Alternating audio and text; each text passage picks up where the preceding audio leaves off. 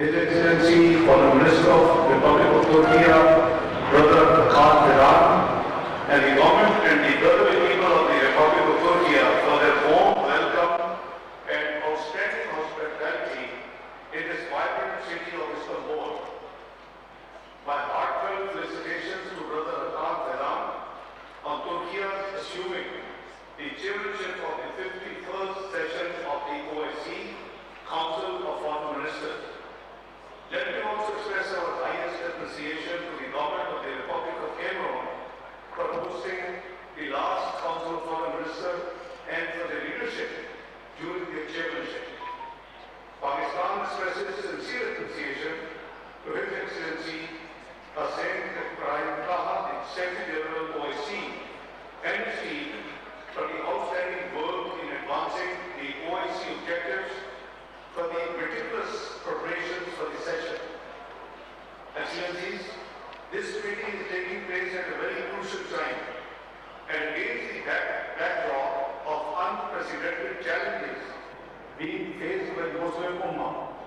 At its peak, millions continue to be subjected to unprecedented suffering in the occupied Palestinian territory. Several OIC member states are witnessing blatant armed aggression, long unresolved conflicts and situations of foreign occupation from Palestine to Jammu and Kashmir continue to simmer. Islamophobia, discrimination, and negative stereotyping of Muslims are on the rise.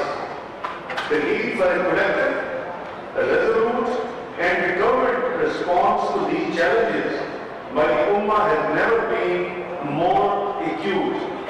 Excellencies, in this backdrop, the theme for the 51st Council of Foreign Ministers, OIC in a transforming world, is highly apt and reflective of the developing realities of the current time.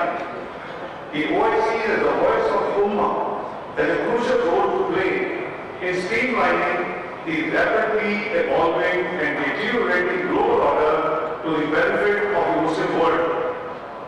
Excellencies, it is a matter of great concern that at a time when humanity is embracing high-tech innovation, artificial intelligence, novelty, and modernization, some entities and non-states are still oblivious to basic values of respect for sovereignty, territorial integrity, and the right to self-determination.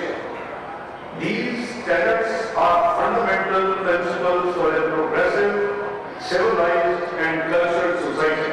Technological prowess and military ascendance do not define a transforming world.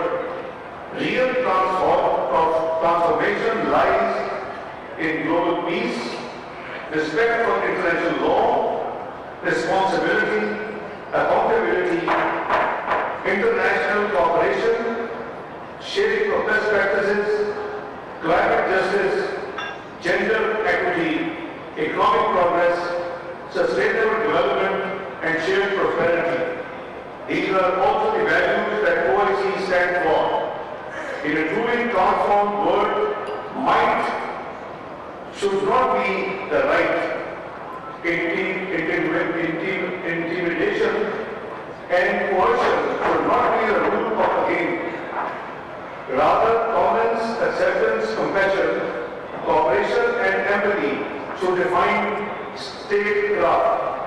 We all need to play a part in achieving these ideals, and I am confident that under Turkey's leadership in the upcoming year, the OIC will make serious strides towards these goals. Pakistan remains deeply concerned at the escalating tensions, deepening instability, and humanitarian crisis across the Middle East. What underpins many of these situations is continued impunity with which Israel is undermining peace and stability of the broader region. Excellencies, Israel's genocidal campaign against the Palestinians continues unabated, with over 55,000 Palestinians, mainly women and children, martyred and even in larger numbers injured in Gaza alone. Millions remain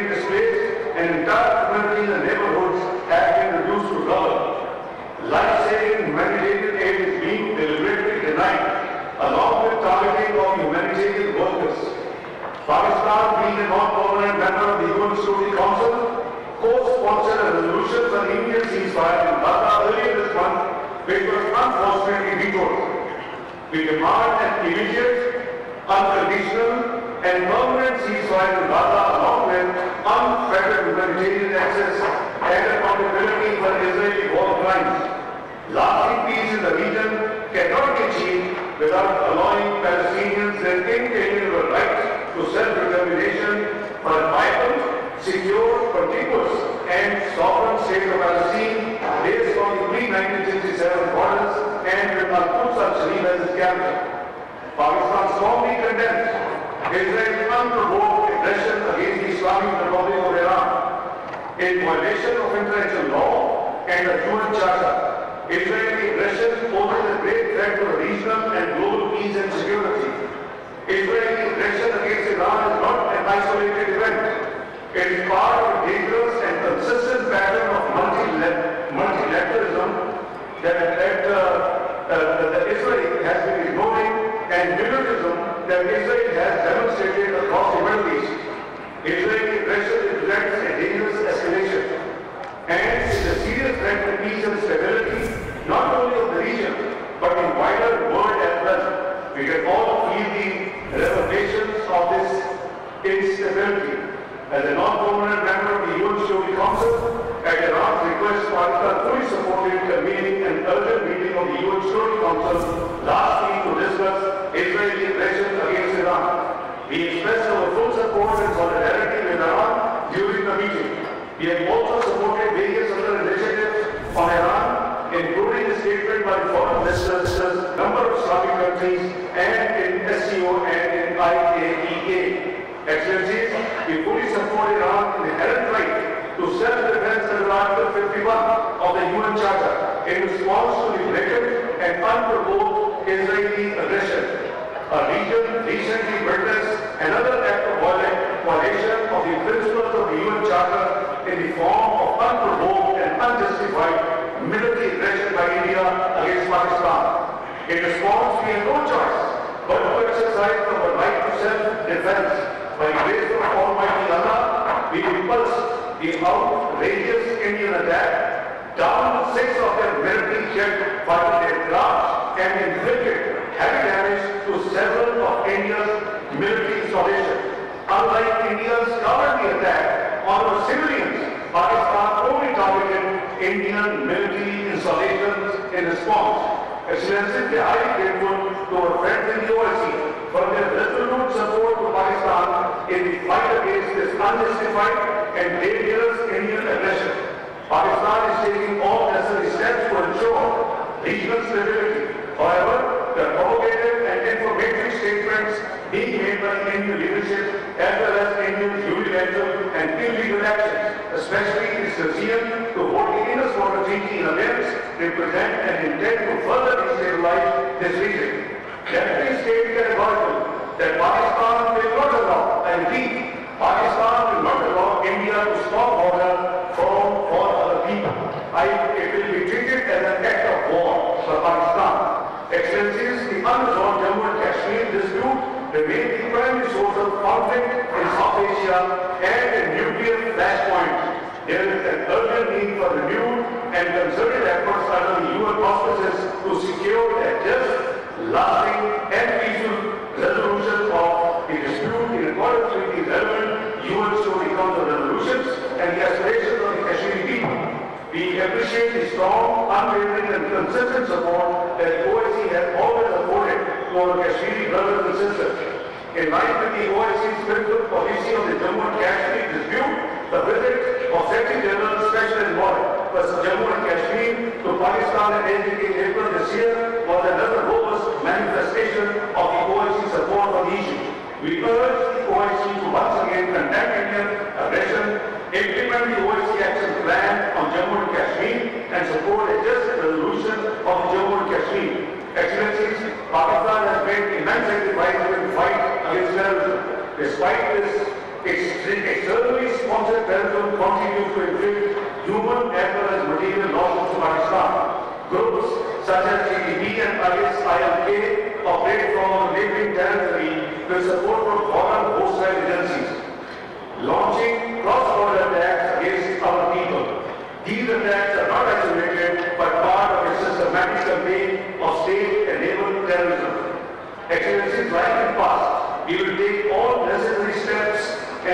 measures to defend our people and territory, and we surely count on the OIC's solidarity and support in this regard. The OIC must call for accountability from the states that sponsor such violence, and the UN sanctions regime must be reformed to ensure fair and effective targeting of all forms of terrorism. Afghanistan remains critical to regional peace. Pakistan seeks continued humanitarian support for Afghanistan and its people, unfreezing of assets and regional connectivity to restore stability.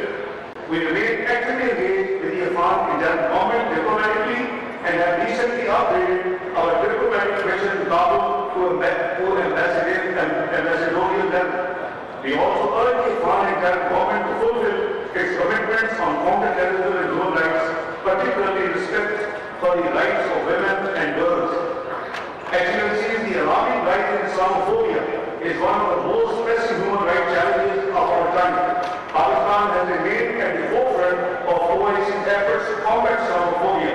In 2022, Pakistan on behalf of the OIC presented to UN General Assembly resolution that proclaimed 15th of March as the International Day to combat Islamophobia. Pakistan also remained a strong proponent for the appointment of the OIC Secretary General Special Envoy on combating Islamophobia. The appointment of Ambassador members from Turkey was a landmark achievement in our collective efforts in Gambia at the OIC Summit to counter the scourge of Islamophobia.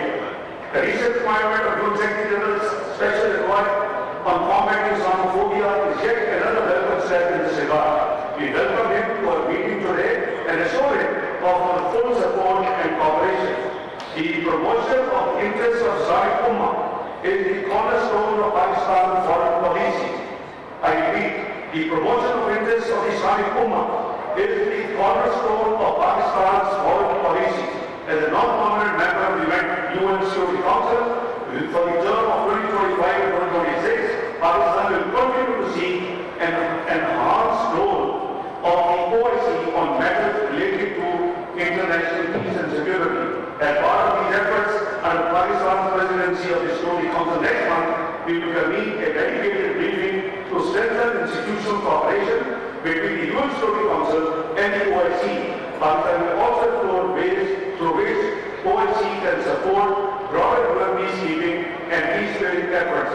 On the important issue of UN Security Council reform, the OIC member states must continue to call for adequate representation of the Muslim Ummah in any category of an expanded UN Security Council in line with the